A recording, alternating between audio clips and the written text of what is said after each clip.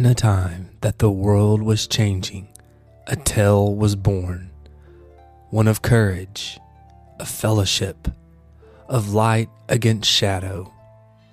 A man arose and wrote 3 books.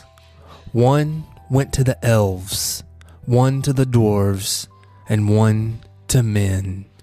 3 books to guide them, 3 books to bind them, 3 books to lead them into the realm of Middle-earth. 3 books to rule them all. This summer, a fellowship awaits. A journey begins. The Big Summer Read 2026. The Lord of the Rings trilogy. Join the fellowship. Walk with us to Mordor.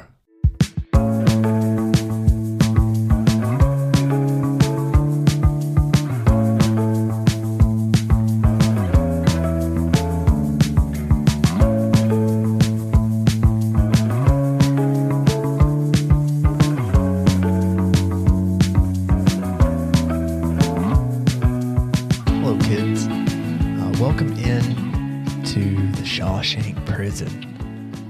Rita Hayworth in The Shawshank Redemption is a novella by Stephen King, and in my opinion is perfect for King's writing. It is a stream of consciousness that continues throughout, and when you think about Stephen King writing 2,000 words a day, to me it seems like he sat down and just knocked this thing out in a day or two. And it kind of reads that way as well. Like I said, it's just stream of conscious. We get it from Red's perspective, and it's kind of like some of the books we've read lately, like Augustus, where is the protagonist the protagonist? Is the center of our attention the actual protagonist? What do you think? Well, when you say that, are you talking about Andy Dufresne? Yeah. Andy Dufresne is 100% the protagonist. But he is not... he's not the narrator. He's not the narrator. No. Yeah. I guess when I'm comparing it to Augustus, Octavius is almost like a side, maybe, I don't know. Do you see the comparison I'm trying to make here? So in Augustus, each of the letters is written from the perspective of somebody connected to Augustus. Maecenas, his poet friend, or Agrippa, his general, best friend, brother-in-law, son-in-law. Me love Augustus. Me love Augustus. But each one of their stories or letters is really about him. And that's why I also insist, like, Dracula may only appear physically in a few chapters, but everything's always about him. He's always there. He's there. Yeah. Just like in Macbeth, the witches may only appear in 2 or 3 scenes, but really they're on the periphery of everything. So Andy Dufresne, the entire story, I mean, it's about him too. Yeah. I think that he's more direct than in Augustus. Yeah. Because it is like, this is basically like, let me tell you about this Andy guy. Dufresne. Yeah. I would wager that it's the same kind of, I don't want to say structure, but maybe the same kind of voice as The Great Gatsby. Because Nick Carraway says, in my younger, more vulnerable years, I was taught to not be judgy. Let me tell you about all the people I judged this summer and how he idolizes The Great Gatsby. And Nick Carraway never gets over The Great Gatsby. He is disgusted by everybody else, but he still holds out that adoration for Gatsby. And Red never quite gets over Andy Dufresne. He idolizes that guy. I think I do too. Yeah. I wish I could stay as calm and cool as he. Nah, that's a cool guy. Yeah. Andy Dufresne is a cool guy. Or he's autistic. He could be. He is a cool. I would never be that chill. I know, me neither. But I would be so obtuse. Is that the word that he uses in the book? Not in the book. It's not, but it's the word he should have used. So this is the 3rd Stephen King book that I've read, and you've gifted all of those to me. That's right. I do think I'm starting to notice patterns of his. And not that it's bad. I think it's kind of amazing. But you can kind of tell in his writing, I think, that he is just rattling stuff off the top of his head. Do you agree with that? At times he is, yeah. At times he is. But again, with a beast like this, It's meant to be just a little novella. It's meant to be almost like Red is recording his diary. It's like a letter to himself, right? Yeah. And even at the very end, he has to append it with, I thought I was done, but Nick Carraway is kind of the same way, that it's this experience. You and I talked about this with Dracula, that it's hard to believe somebody could remember so much specific detail if they're writing their letters. But if it's raced, if it's hurried, if it's like, well, I did this and I remember him saying that, and even Red credits, I don't know that I know everything about it. I don't know that I got all the details right. It feels authentic to me. Well, there's not really a lot of dialogue in it. That was something that I had noticed. It is a short book, and it is like a lot of, like I said, stream of consciousness, because it is just Red just continually rambling. Yeah. But there was not a lot of dialogue available. The Shank. You've been to the prison that was shot at. So yeah, when they made this movie, Frank Darabont directed it. And I assume Stephen King worked on the screenplay for it, right? It was shot at the Ohio State Reformatory Prison in Mansfield, Ohio. And I didn't realize that until a couple of summers ago. And that's really close to where my family in Ohio lives. And, I spent so much of my childhood up there, never knowing that right next door is where the prison was. And a few summers ago, my brother was like, hey, we should do a day trip and go out there. And I was like, for real? That's out there? And when you show up, you see it coming along the horizon, just like you do in the movie. And so many of the scenes, like when you walk into the parole board hearing, the opening shot, getting to see the warden's office, getting to see the pipe that Andy is breaking into, the solitary confinement. So much of it is there. It's amazing to walk through. Were they lined up at the gate when you came in, waiting and heckling at you? Everybody was shouting, fresh fish, fresh fish. When I walked in. In the movie, the warden, so they make all the fresh fish line up on a line on the floor, right? And they've been denuded and deloused and all of that. And they're standing there in shame and humility, right? And the warden comes up and tells them, that line is still there on the floor. Yeah. And so my brother and I had all the kids line up. And it's like, welcome to Shank. There's also this staircase. There's this really cool staircase in the movie where the warden and Andy Dufresne are talking about him writing the library and stuff. That staircase is there too. So it's really cool if you ever get to go by Mansfield, Ohio, the Ohio State Reformatory, and just do a walkthrough one day. They do, I think, still use it at Halloween as a haunted house attraction because, it is a former prison that's pretty grimy. Yeah. And you imagine using the solitary lockups and all the everything. It's a pretty creepy place to go into. Have you ever been to Brushy Mountain? I've been by it, but I've never been in it either. I've seen pictures of it, though. Yeah. It looks scary. I've only been by it from a distance. My in-laws went a little while ago. What county is that in? Is that in the Moco? Is it Blount? Is it Blount County or is it Roane County? I know it's not in Roane. I thought it might have been in Morgan County. I don't know. Oh, man. I feel like I've just brought shame upon the house. We of have history. Exposed ourselves. What a fraud.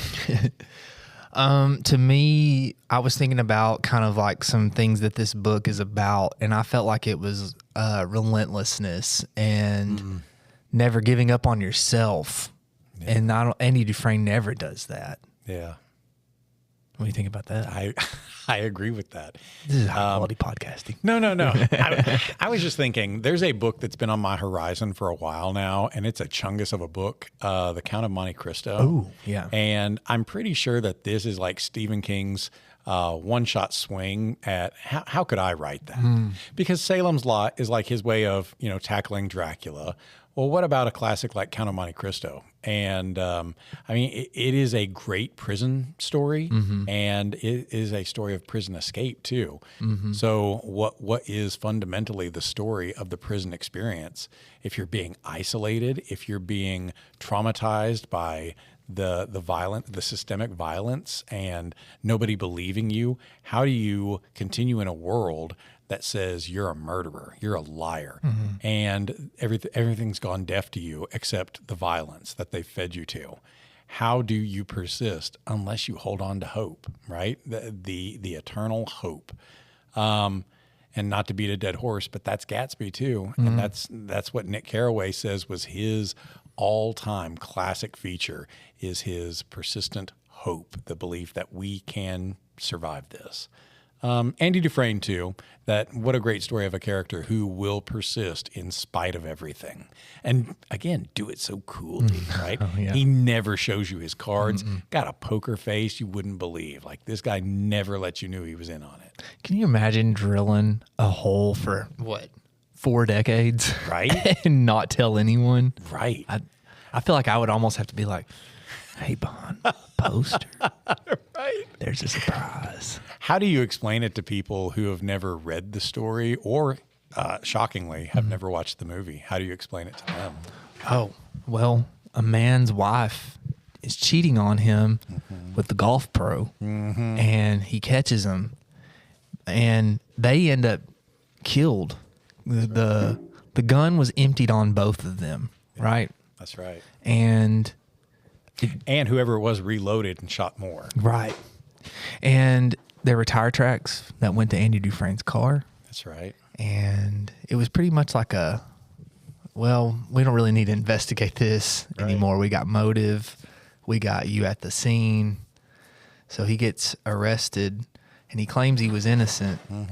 And he's in jail for life because Maine doesn't have the death penalty. And then he just kind of chills out and slowly knocks away at a concrete wall while building up the library in the prison.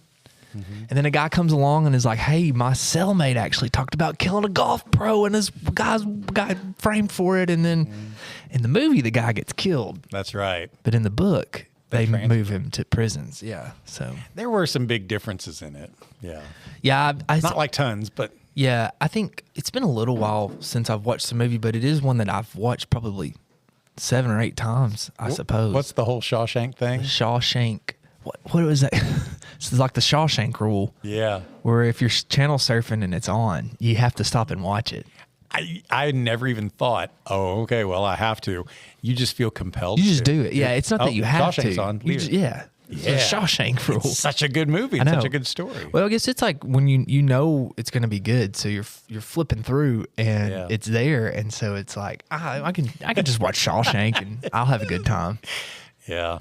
Well, Andy Dufresne doesn't even fight it because, I mean, all the evidence implicates him. Yeah, and he knows it. Right. He knows it, yeah. He stands up for himself, but he doesn't, like, belabor the point. He's highly intelligent, and I think that's part of the thing is he's like, I'm screwed. Like he knows it. And he's pretty blunt with the judge and the lawyer during his trial, and I don't think that won him any favors. It absolutely worked against him. Yeah. Like the whole coolness, like it said that the jury was chilled by how cool he was with his answers. Yeah. But he's just not being like he's not getting into histrionics about, oh, I didn't do this. He's just being really, I did not do this. It makes sense that he's a numbers guy because I've known people who are numbers people, and their brains are so analytical. Yeah. That they, like, a big issue comes up and they've weighed the pros and cons and realized that, oh, this is a bad situation and there's no way out. I'm just going to have to tough it out. Yeah. And they're just so like, yeah. Another way I kind of read it was that Andy Dufresne is probably already feeling pretty defeated. Like your wife found out that she's been cheating on you. Well, he was going to commit suicide. Yeah. Yeah. Your wife has been cheating on you. This has been going on for a while. There's no changing it. She's leaving you yet again. And he had bought the gun and everything. Like, it was in his head that he wanted to do something about it. Well, he was going to kill himself like in front of them. Yeah. But he didn't. Yeah. He changes his mind. And then when he gets arrested for it, and it's just like, they're dead. What point is there? And Isn't that a great subtext for the whole story? What point is there when life continues to beat us down, when life continues to grind us down like rocks? Like what do we do? Or quartz. Maybe we're the rock hammer, right? Maybe so. That's us. Or maybe life is the rock hammer. Maybe life is wearing the rock us hammer. down. Wearing us down, but I'm supposed to persist. I got to do it. Well, eventually a hole will show up in the wall. You know, somebody made a good point the other day. I mean, I'm not bothered by this because I think I can think around it. In the movie, he gets really antsy, and the book too. He gets really exaggerated antsy and goes to Red, who's the guy in the prison that gets you everything. He's a fixer. He'll get you anything. And he's like, hey, can I get a poster? Can I get a big poster? Yeah. And so Rita Hayworth hangs on his wall. And the cool thing is that as time passes, that poster changes too with the decades. Yeah, right? I would have kept Rita Hayworth though. Yeah, but if the poster's wearing out, then you're going to change it to this. Give me another Rita Hayworth. Okay, moving on. But then by the very end, he has escaped through a hole in the wall that the poster's been covering up all these years, right? Somebody made a point the other day because when the warden walks in, he throws a rock at the wall. He throws it at the poster. Yeah, at the poster. And it goes through, and that's how they find, oh, no, there's a hole behind it. How did Andy Dufresne pull the poster back down and tack it down if he's in the hole? If he's in the tunnel? Well, wasn't it that it was just taped up at the top? And in my head, it's just taped. It's like a little door. In my head, that's all it is. Because, I mean, that's in my head. It's kind of like Red was saying in the book. By the time they had found the hole, he was almost a day away. Yeah, I know. So I don't think he was really concerned about it if it was latched in there or not. So, but anybody, in theory, any guards could have come in and all they had to do was lift it up. It can't be firmly like tacked down all the way around, because in the book, for a 8-month stretch, he gets a cellmate. In the book and the movie, he's usually like alone. And that's kind of like a favor to him is, hey, you've been working for us. We're at least going to let you have your own room. But for an 8-month stretch, he has a cellmate, and the cellmate's always commenting how cold it is in the room. And it's because there's a draft coming in from behind the hole. So it can't be 100% down. But yeah, if he's crawling in and it's got to tuck down somehow, how's he? It's just like a little door. It's like a little doggy door. I still love it. I think it's perfect. I think it's perfect. Nacho Libre, where she's got the secret tunnels. Secret tunnels. Hey, Chancho, give me a rock hammer. This is my lucky rock hammer. Do you think that if we for some reason wound up in prison, and if the NAP tracks us down, and we hang up a poster of Rita Hayworth, do you think that they're going to be suspicious? Man, if it's the NAP, no, because they don't read. Okay, continue. Things that have to be so different nowadays, right? Yeah. King also allows himself that little loophole because Andy Dufresne tunnels through the wall. It was cheaply made concrete. Yeah. And I think that's also a callback to Alcatraz because the escape from Alcatraz was possible because of the seawater deteriorating some of the concrete. So I think that's like a little parallel there. But he tunnels through and makes it to a sewer line that he's only just barely able to squeeze himself into. And the book says if he didn't do that now, the prison's about to switch over to a separate septic system, a modernized one. There's just so many things that are different. Like you don't have prison bars that are like key bars anymore, right? And everything's electronic, everything's so different. I also have to imagine that the contraband, which is still a thing that people get, I don't know. Do they allow them to have posters on the wall? I don't know. We should go ask. Thank God I've never been. Part two, we're going to record from the field Justice trip. Center. Well, this is our field trip episode. We need to go ask. Hey, so where do they tunnel out? Oh man, can you imagine them just letting us in Gen Pop? Which one of these guys? Hey guys, can you? Hi, my name's Drew. Can you show me your cell? Talk into this microphone here. Which one of you is the sisters? Yeah, they're like, come here. I'll show you. That's what they'd say. Okay, I don't know. I don't think I'd make it. That part, make it a week. Those parts were rough. I don't think I'd make it a week. I think if I was allowed to, I probably would just not leave my cell. Yeah. I'd probably I'm going to just, if that's okay with you guys. In the movie, they added one of the new fish was a guy who was crying for his mother. And the guard, Byron Hadley, goes into his room and tells him to shut up and then beats him to death on that first night. That's not in the book. It's not until toward the end that Red remembers, when Andy Dufresne came on his first night, everybody was chanting fresh fish, fresh. But that didn't happen in the book. Part of me wonders, I wouldn't break as fast as that guy, no. But part of me wonders, gee whiz, how long would it be before some thug's going to come up behind you with a shiv and just take you out? How long before you make a mistake? So you would be joining a gang pretty quick. That's what you're saying. Protect me, protect me. Yeah. No, take back season. I need help. It's us. I need help. Daddy. You said, but what you said was, I was on your side. You were talking about Count of Monte Cristo, comparing it to that. I was just thinking too, also something that reminds me of is this, I guess, this idea of a loss of identity, because he loses his identity. Andy Dufresne does, and that's what happens in Count of Monte Cristo also, is because he's like presumed dead and he loses his fiance or wife. And have you read that? I've watched the movie, so I don't know how close. I'm like double whammy. I have no context for it other than the basics. I really like the movie, and I would like to read the book, but it's a big book, is it not? I know. Yeah. That's why I was going to save it for Big Summer Read some year. Some year. Yeah. Some year. Maybe next year. Could be. Not this year. Who knows? Maybe I'll be in solitary this time next year. Who knows? Well, they're going to come for me and send me to a Guatemala, Venezuela prison. Yeah, El Salvador, somewhere. I like the movie, and I just remember it is. You've brought that up, and I didn't even think about that reading it. How the guy who became, I don't know his name, so I apologize out there. I probably sound very illiterate, but the guy who was the Count of Monte Cristo, how he just kind of was very patient, and like his wife and his best friend are right in front of him, and they're lovers, and he's still just so cool about it. Which again is like a callback to Gatsby. How you always look so cool. Well, yeah, right, because Gatsby. Basically, his lover is there in front of her husband, and he has to keep his cool, which we know that he ends up losing, and so does the Count of Monte Cristo, because I can remember there being a big sword fight in that. But that's one thing that Andy Dufresne never really does lose his cool. He kind of does. He kind of does. One point. He sort of does when the warden, the last warden. That's right. Just flat out refuses to work with him, and he's even like, "I'm not gonna rat you out because it's gonna get me in trouble too." Yeah. And he just flat out refuses, and he kind of loses it then, in a sense of.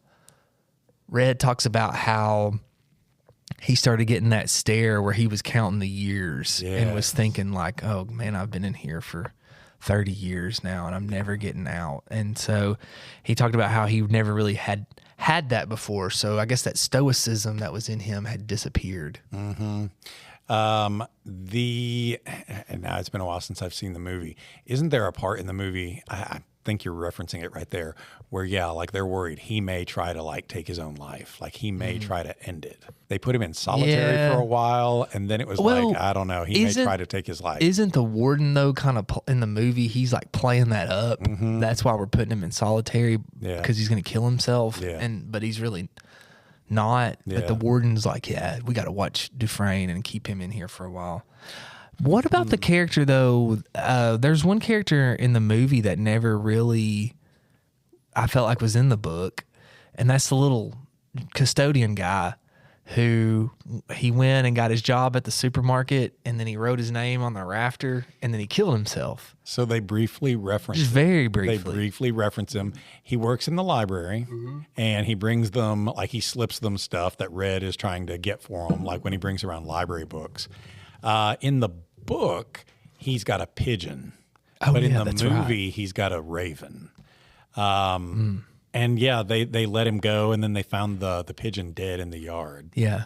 But yeah, in the movie, it's a real sad story because it's also kind of like a cautionary, like a haunting. Here's what happens to guys who get institutionalized. Red feels like I can't leave because I'm already institutionalized. Like this could happen to you too. It's a real sad story. But it's really prevalent in the movie and really not existent in the story. So his room is also a mock-up at the Ohio State Reformatory. It's like you get to see it, and his name is carved. Oh, is it really? So you get to walk through that before you leave too. There were some. We've talked about this too. How reading the book feels like watching the movie. It does because they ported so much of it. So over, yeah, right. But they do make some noticeable changes with characters like his. Also, Byron Hadley. Yeah. The big bad guys, Byron Hadley and Warden Samuels, in the movie are actually split up into different characters in the book. Like you get 3 wardens over the decades, and then Byron Hadley is only there for a while, and then he's replaced with somebody else. But in the movie, they simplify that by just saying, nope, there's Byron Hadley and there's Warden Samuels. Yeah. I think in the novel or the novella, because of that, you can kind of keep track of the passage of time a lot better. That's right. In the movie, if you're not really paying attention to like the styles, like when the new prisoners come in, they're dressed a little different, you know? You really probably wouldn't even notice. So. Also, the posters that are changing over the decades. Yeah. I think Byron Hadley is a great villain. Like as the guard, he is such a terrifying ogre. He's what Stephen King would call a hard case. You know, he's this bad guy. Wait. You mean Randall Flagg?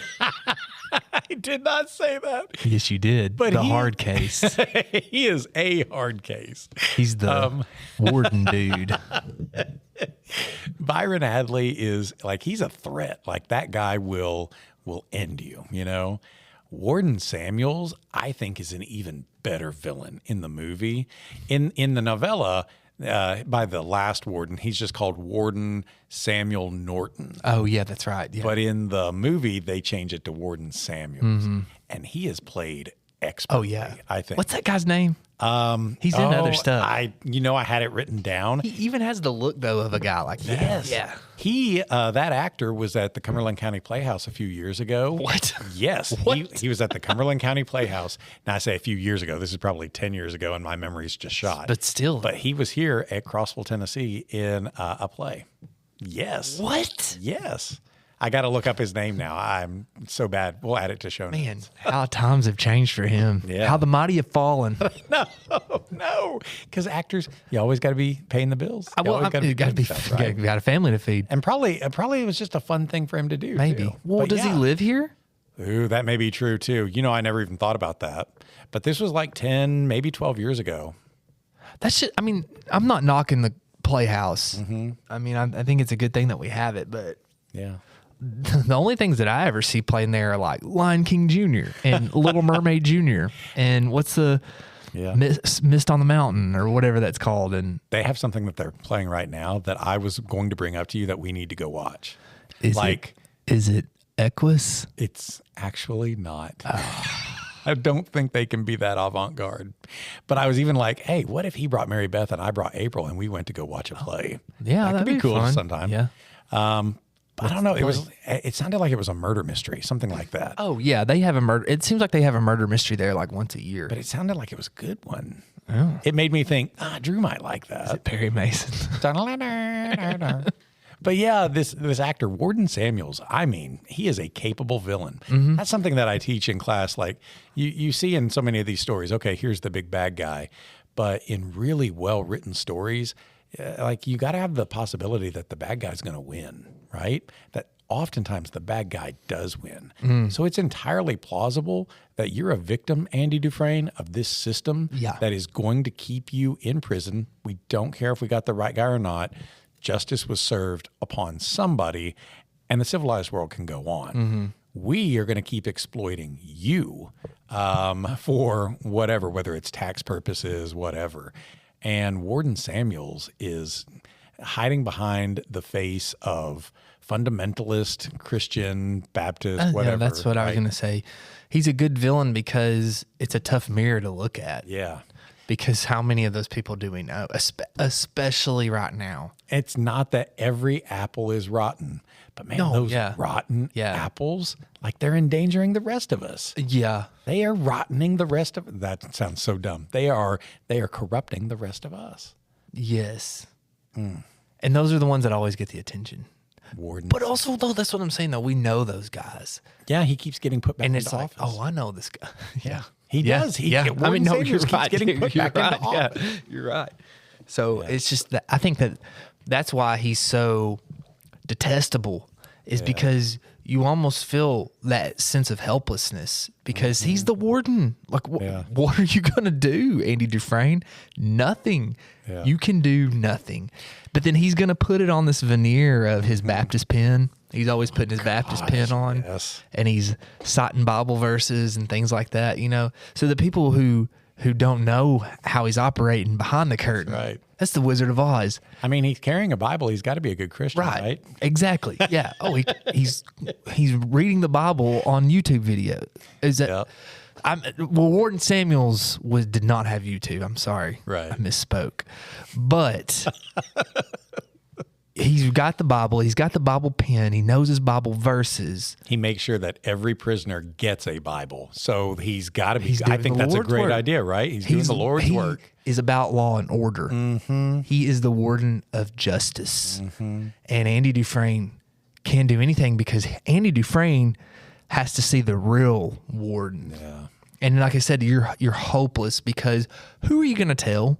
You know, who are you going to tell? You're going to get a lawyer and they're going to go to court and it's going to be like, oh, here's Warden Samuels. And no, he's a good Baptist and done. So, right.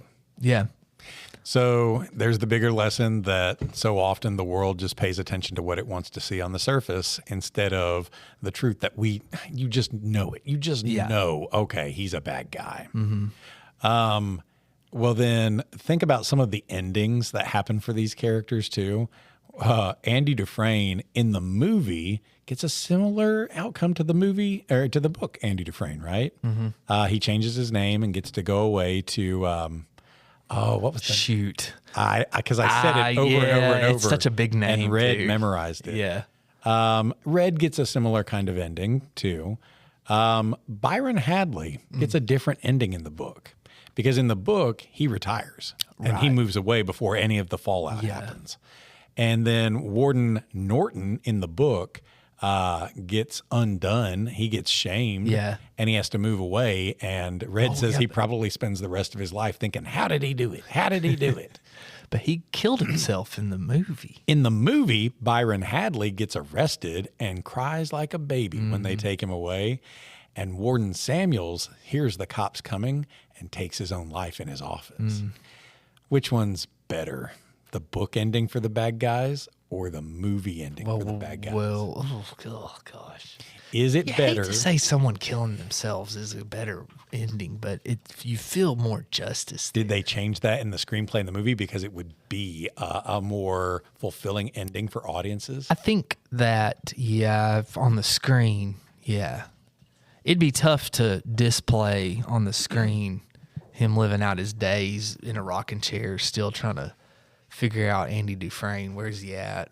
It just doesn't. It doesn't feel as satisfying. Yeah, you don't get the justice. I need to see, like in Hamlet, I need to see the big bad guy get his due. Yeah. I need to see him hoisted on his own petard. I need to see this guy caught by his own trap. His own machinations came down. Isn't that what our literature teaches us? That if we can't do anything about evil in the real world, because sometimes the bad guys get away with it. They get away with it. The most we can hope for maybe is that evil will undo itself on a long enough timeline. We can hope. It'll self-destruct. We can only hope. We hope. I think that's always the biggest differences, though, between cinema and literature is you're probably not going to always get the payoff that you're hoping for in a story. And maybe that's because, like you said, it probably does, unfortunately, mimic reality more than cinema. But movies are such a short punch. Yeah. and I need you to come back and watch my next one. So I've got to leave you with a satisfying ending, you know. And that was something, I'm looking at your Project Hail Mary 10. That was something you and I talked about with Project Hail Mary. Did we want some type of consequence for Ryland Grace, you know? And I think that goes into that difference of like images and reading text, because when you leave Project Hail Mary the movie, you're kind of like, you know what, the world's okay. I think everything is going to be okay. We're going to get through this. But sometimes when you read the book, it's kind of like, that's great, but is that really all that happened? You know, so I get no real assurance out of the book. Right. So it's just kind of like, I mean, you know, why is that though? Yeah. Do you think it is because we are visually, because that's what I told you when we did our like recap thing, is when I watch the movie, I think, I could never leave Rocky out there. I couldn't do that. But when I read the book, I'm like, nah, but sorry, buddy. But maybe it's because theater and film, and maybe it's because film is an extension of theater, and we as an audience need to see the big ending. We need to see the ending, because writing, prose, and fiction, maybe they can be more gray area, artful. Maybe they can do that to where we've just spent so much time reading and cogitating and just digesting that maybe there's a lot more room for nuance. Yeah. But film really has to pack it in. Do you think that it's because we read it, it's such a longer work, and you spend so much more time with it that you maybe know the characters a little bit better, and you're kind of like, I can kind of see where this is going? But in Shawshank Redemption, I feel like I come to know the characters so well in the movie. I feel like so well. Yeah. You even get the extra characters, like his crew of people that in the book, I mean, you hear about guys that he tars the roof with. You hear about some of the other guys, but you don't really get to develop faces for them. But in the movie, you get to know these guys. That's your crew. They sit at the lunch table with you, and they're wondering, why ain't Andy here today? Like, they're going to wonder, right? Yeah. I think it is a satisfying ending. I think I prefer the movie ending. Yeah. I like seeing Warden Samuels. That sounds really cruel. I like seeing him built up to this moment and looking over his shoulder and knowing the cops are coming for you, and there's no running away. There's no getting out of this. Well, again, that goes into, we get to see that justice. Yes. It's not that you want someone to kill themselves. It's what that, I guess, represents on the screen. For the wicked. It's justice, you know. And in the movie, the officer is such a sidekick. So an arrest makes sense. And him crying because he's such a tough guy. Crying like he's a a baby. hard case, right? Yeah. If Randall Flagg got arrested and was crying like a baby, we would be like, haha, that's right, Randall Flagg, you know, because even Randall Flagg is like, I work for a even worse person, right? So, I mean, here he is. He's back. Here he is. He's back. I didn't even think about to look for him while I was reading this. What's my deal? Byron Hadley in the story, though, doesn't have any of the mean mischievousness, the impishness that Randall Flagg does. Not really, but he is kind of like boastful, and you can kind of tell that probably his boasts aren't true. Yeah. You know? And he talks about his wife and stuff like that. So I don't know. I mean, I could kind of see. I'm going to say that he's Randall Flagg. I'm going to chalk that one up to Stephen King. When was The Stand written?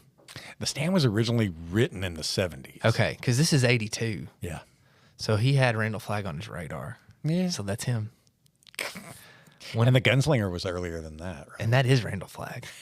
That is. Maybe it's just, it's all the way down. You gave me a book. It's all the way down. He's legitimately, his name is in there. So A Wizard Named Flagg. How about that? Oh, man. We've talked about this now, too, that Stephen King is crossing genres. Oh, yeah. Right? Yeah. Like your first one was The Stand, which is modern horror in a real world scenario. Yeah. A little dash of magic, but. Yeah. And then your second one was Gunslinger, which is a Western and fantasy. Yeah. Like pseudo reality. It's like half and half. Where do you put Shawshank? Because it's not horror. I mean, it's almost historical fiction, just about. That feels right. I would say that's where I would put it. Historical fiction or general fiction? I think it's historical because it's I mean, it's set so far back for us now. You know, when did the murders happen? It's like post World War II or before during the Depression. It's post World War II. Yeah, so it's like in the 40s. Yeah, I think the movie he escapes in the captures that 70s. Yeah, because so much of it is framed in the context of how history is passing wild. Yeah, it's a historical fiction. Yeah. I wonder what the next one will be. The next Stephen King? Yeah. I know what it's going to be. It's on my bookshelf at home. It's Eyes of the Dragon. Oh, how about that? It's going to be fantasy and horror. You know, I think I would classify. I don't think I would classify The Gunslinger as Western at all. Really? No, I think it's fantasy. Ew. Yeah, I do. Well, why can't it be Western? I mean, it's about the gunslinger. Yeah, I know. I think it's like a westernized take on fantasy. Yeah. Yeah, but like if you know how like they like you got like a double genre and they put like the slash there, I would put fantasy first. Okay. Yeah, fantasy / western. A westernized fantasy horror. Because I'm thinking about like the flashbacks he had where he was like training his hawk and all that stuff. There's a lot of like high fantasy stuff going on, I felt like there. And then you've got like the magic stuff, even when he's in the West, like the resurrected guy, the guy who chewed grass, and I think I would classify it more as fantasy. It still feels awfully Western. I mean, the beginning of it, absolutely. Yeah, the beginning of it's very McCarthy-esque. Yeah, but I would say once you meet the guy that was resurrected, that's where it really starts to change for me. If you ever read book number 2, it's not so much Western at all. Yeah, it's really not. It's not.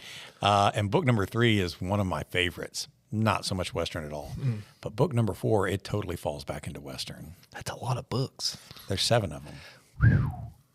I've wondered if we would ever tackle a series. I was thinking about that while reading We Are Legion because killed one of 7. I don't know. I think Raji said there were 5 books in the Babaverse. Really? Yeah. And I don't know. I told them the other night, I don't think I'm going to read book 2. Okay. Like, it's a good book, and hopefully we'll get to talk about it here soon. It's a good book, and I enjoyed it, but it wasn't good enough for me. I'm not sitting there thinking, what are they going to do next? You know. One of my Shawshank questions, like it's entertainment, it is fiction, but I really feel like Shawshank has more meaning to it than what some people might try to write Stephen King off. Like if they don't really give him a fair shake, I think a lot of people are going to say Stephen King, oh, that's horror. Bram Stoker, oh, that's horror, or sci-fi. But I really believe a story like Shawshank, especially the movie version of it, is going to have meaning and message beyond. Like you're going to take this with you. Yeah. Right? Mm-hmm. I think that I think that's what I was saying in the beginning. I think that the novella is the perfect mode of writing for him. Because he does, I mean, we've talked about that so much. Like he's famous for that. He's famous for short stories. For trying to write so much in a day. Yeah. You know? And so I think that that's like almost perfect for that style of writing because, I mean, you're sitting down trying to write, I mean, honestly, as much as you can.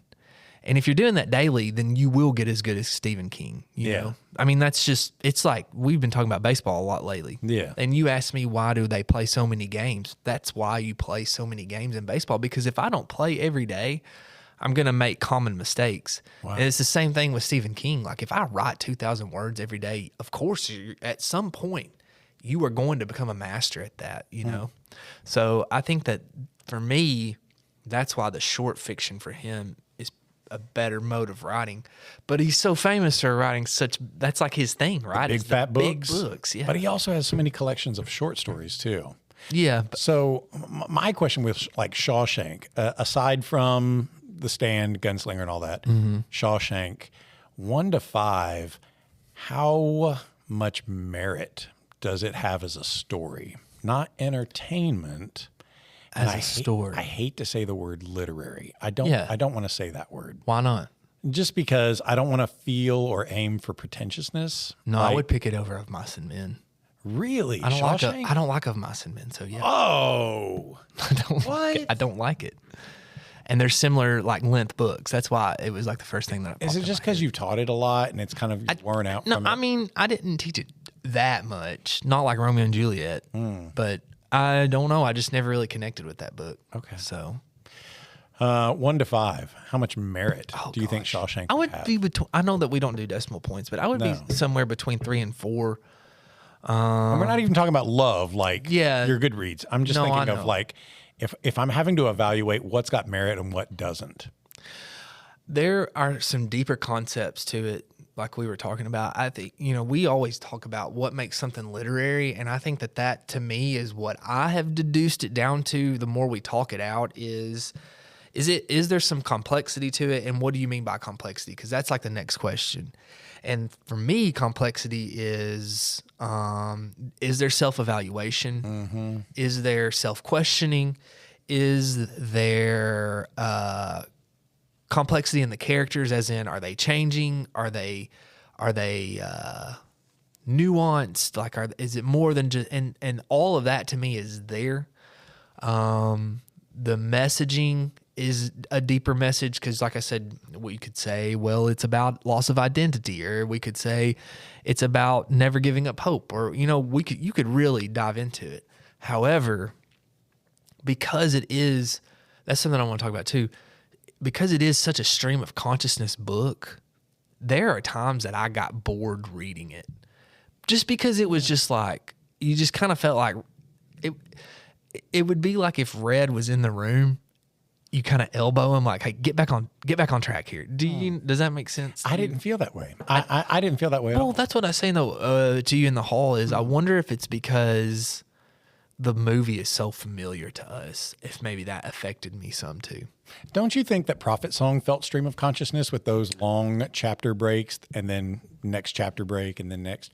Did it not feel stream of consciousness At times, for sure, especially in the dream sequences. Yeah. Did you feel the same kind of, I don't want to say boredom, but like, hey, move it along?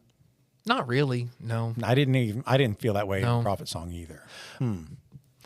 Okay, so stream of consciousness, I feel like, is presented as like this higher literary form, because it's always talked about with Cormac McCarthy. It's always talked about with William Faulkner. Oh my gosh, yes. Charles Frazier has stream of consciousness in his stuff.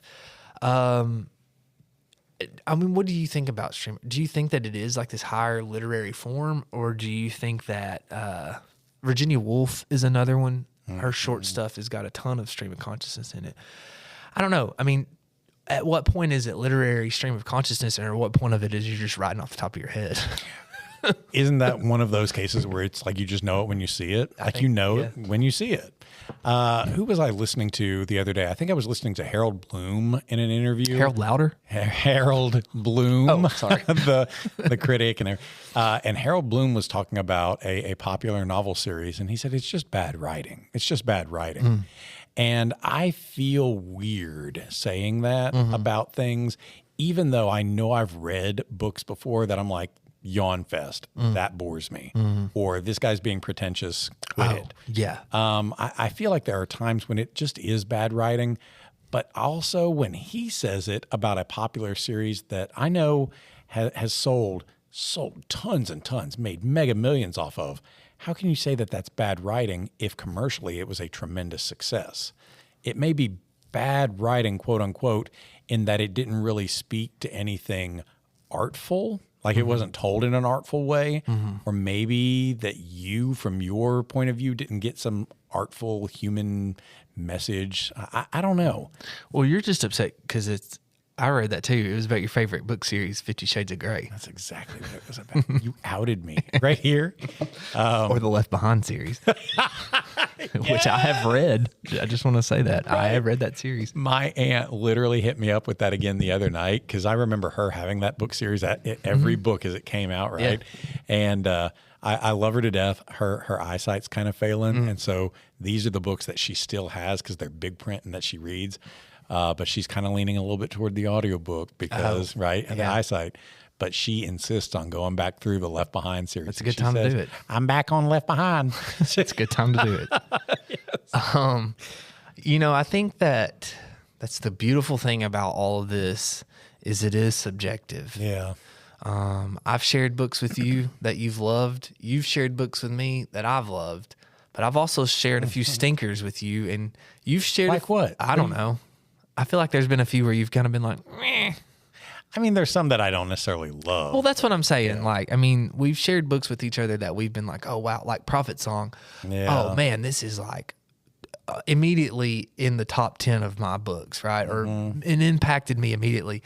And then there's been some that's kind of been like... Oh, like Warlock. Yeah, I got you. Warlock. Yes, exactly. So... But do you know what I mean? I mean, that is a good comparison, though, because to me, there's a lot of like literary things going on in Warlock that is so complex, and you're kind of like, I don't see it. I don't see it. But I and don't that's think okay. I don't think it's bad writing. And I know that there is bad writing out there because you just see it, whether it's on Wattpad or wherever, right? Or it's been self-published. No. Or heck, I'm not going to mention this author's name, but he is a popular McFiction writer, and I don't get it. But it's like, that's bad writing. I felt bad when Harold Bloom was saying it because I thought, how can you say that from a certain perspective about such a critically successful series? But maybe he's jealous. I don't know. I know that in the AP exam, College Board removed that from their prompt that they wanted students to pick a work of literary merit because it is so subjective.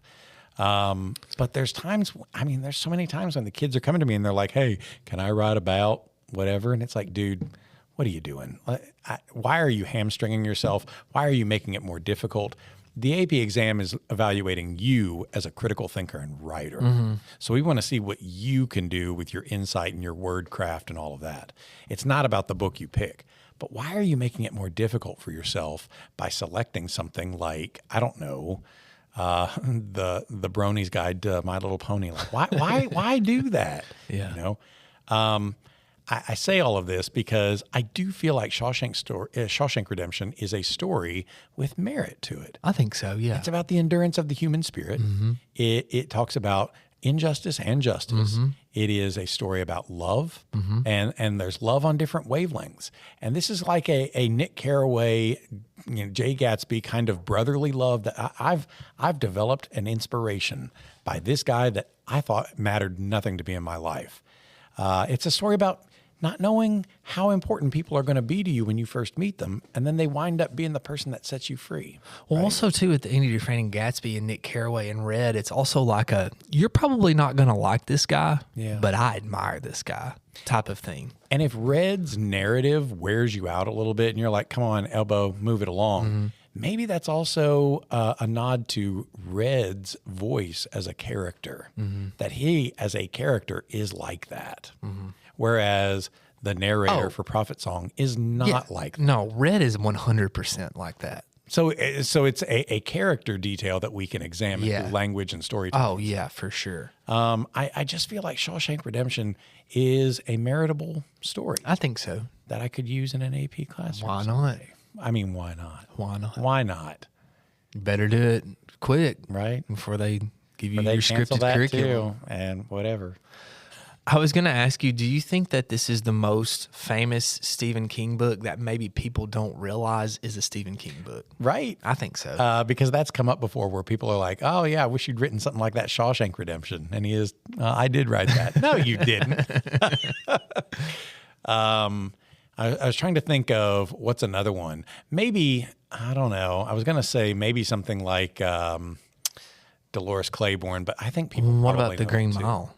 He wrote that, did he not? Yeah. Yeah. But I just assumed people knew that. I had no clue. Oh, okay. Yeah. Which was a serialized story, and I feel like has similar merit and probably similar story elements to Shawshank. It's got a little bit more of that magic. It's another prison story. Yeah. Man, what a freaking movie, though. Yeah. Yeah. That's great. And then 11/22/63 is another historical fiction story of his that I'm pretty sure people know about. That's Stephen King. So Stephen King's known for horror. Right. I think he's primarily known for horror. Do you think it's because of it? It is so much of that early work. It, Carrie being his first book. Pet Sematary. Pet Sematary. Like, that's how he made his name in the 80s, right? Okay. Do you think if we take those away, is he still Stephen King? Oh, yeah. Oh, yeah. He's way more than just the horror, right? I know that, but I'm just saying, like, do you think if you take those horrors out? Yes. He never wrote those. We're on an alternative timeline. Is he still like Stephen King in this alternative timeline? Fight me. He is a better writer aside from books like aside from books like Pet Sematary, he's a much better writer in things like 11/22/63 and others. Like, I think he is masterful at that. Yeah. I think he's still Stephen King. I thought it was a Heck good yeah. book. That's what I was saying. Though. I thought it was interesting though. With this one, I was able to be like, oh yeah, I can see. I know who you are. Yeah. You know what I mean? He's got some hallmark traits. Yeah, like with McCarthy, you're like, I know this guy. Yeah. And even Faulkner or who else? I think Charles Frazier. I know we talk about him a lot. I think he's like that too. So I think John Williams is almost like that. Do you think? Maybe not. I don't know. I guess we're going to find have out. to read another I guess we're going to find out when we read Stoner. Dang. Dang. All right. 5 stars, 1 to 5. Go. 4. Me too. Yeah. 4. So what keeps it from being a 5?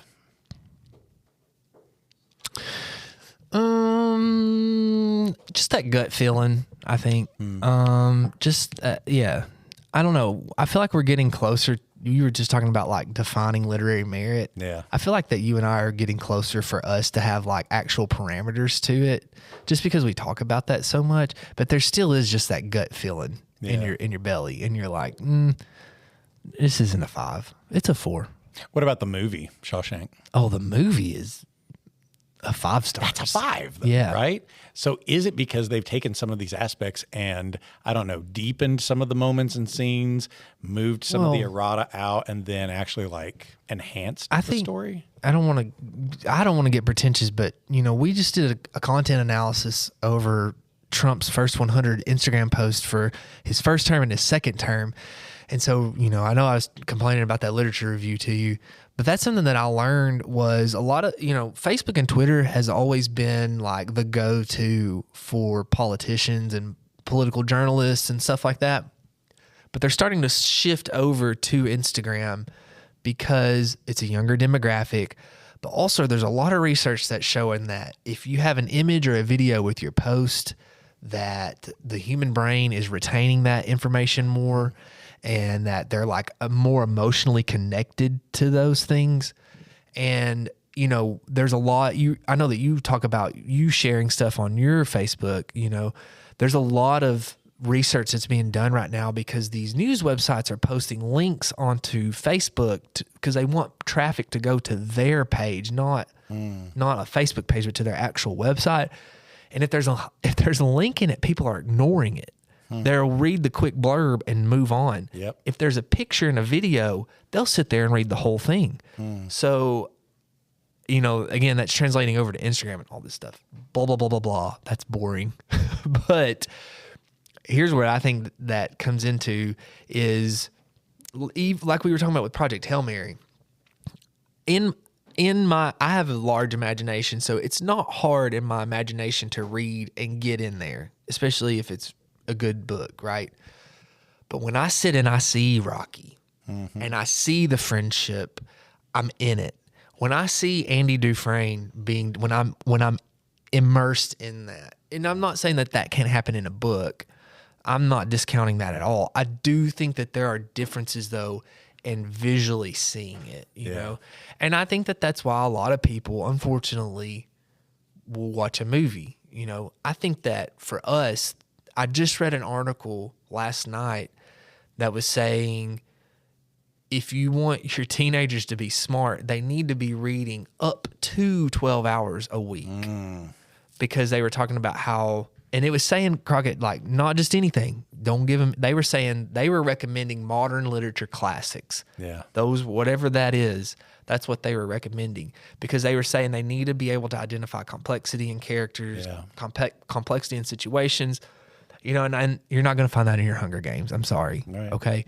It's good to read those every now and then. We read those every now and then. Harold Bloom would say that's bad writing. Well, I mean, and maybe, you know what? Maybe it is. Like, honestly, maybe it is.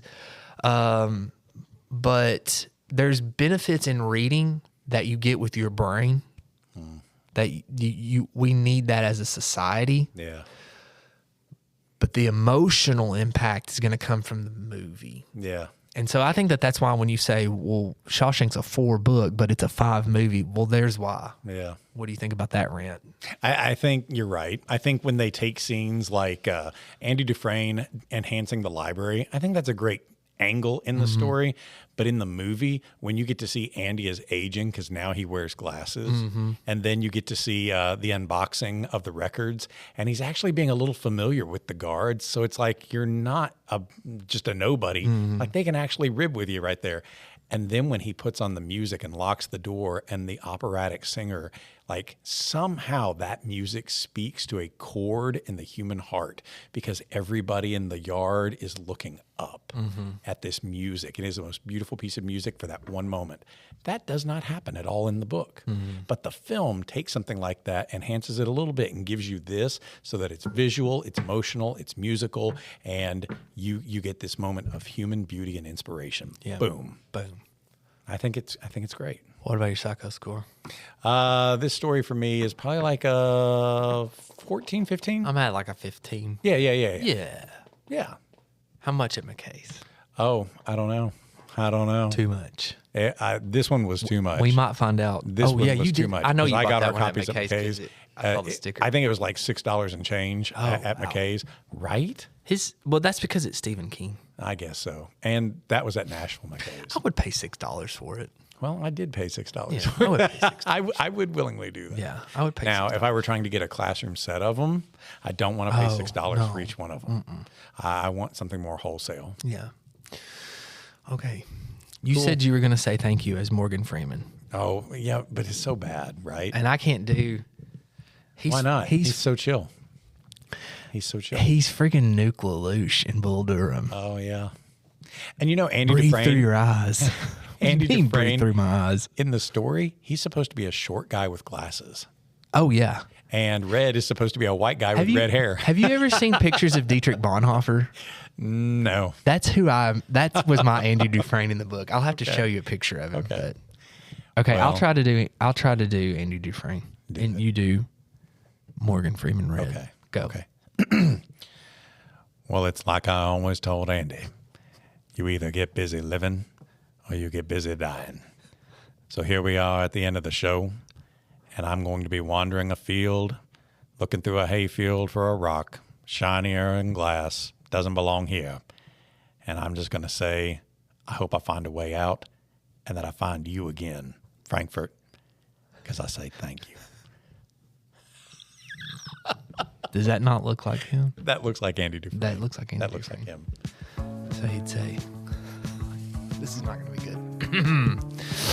Well, hello, everyone. It's Albert Einstein. I've come back to say thank you and so long. Okay. That's going to be He got it. so random. He would say, so obtuse. Why are you being so base? Just thank you for nothing. You really need more than saying, what did you call me?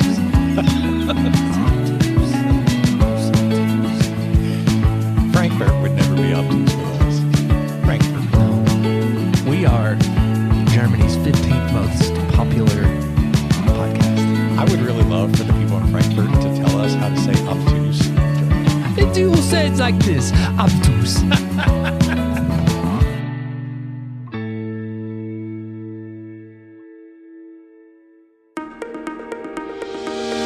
Hey, if you're a fan of good conversations and fresh takes on literature and the kind of school stories that stick with you long after the bell rings, well, I've got a podcast for you. It's called With Honors, and it's where my high school students have taken the microphone, not just to analyze books or talk about our lessons, but to reflect on what we've learned this year, have conversations about what surprised them, how our literature and classroom experiences connect to their real lives. And we talk about everything from symbolism and Poe to the pros and cons of class pets, and all through the voices of smart, curious students who have learned to speak their minds. New episodes drop regularly every week, and every one is a snapshot of what it looks like when students take ownership of their own learning and have a little fun while they're at it. You can find With Honors on Spotify, Apple Podcasts, and our YouTube channel, so check them out.